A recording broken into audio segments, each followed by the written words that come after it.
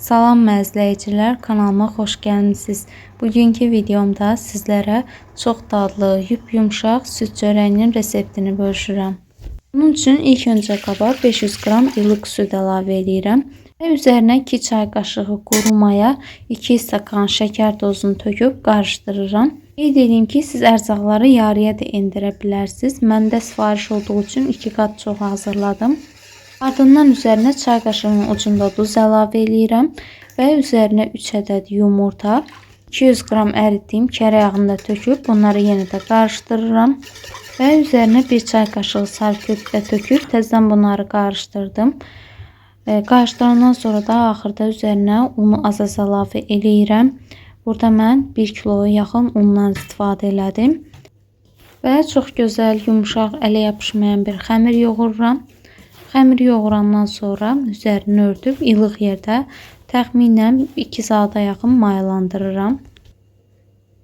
Və artıq xəmirim mayalanıb, xəmiri qabdan çıxardıram və masanın üzərində kündə halına gətirirəm. Ortadan 2 yerə bölüb bunları da ayrı-ayrı kündələyirəm.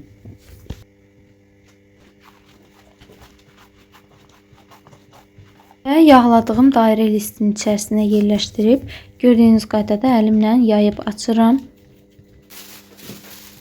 Axırda üzərini də örtüb bir salafandan qoyuram yarım saat dinlənsin.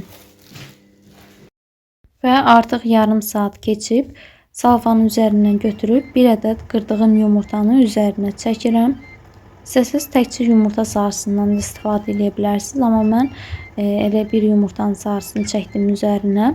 Və çəngəlin arxası hissəsi ilə gördüyünüz qaydada üzərinə naxışlar vururam.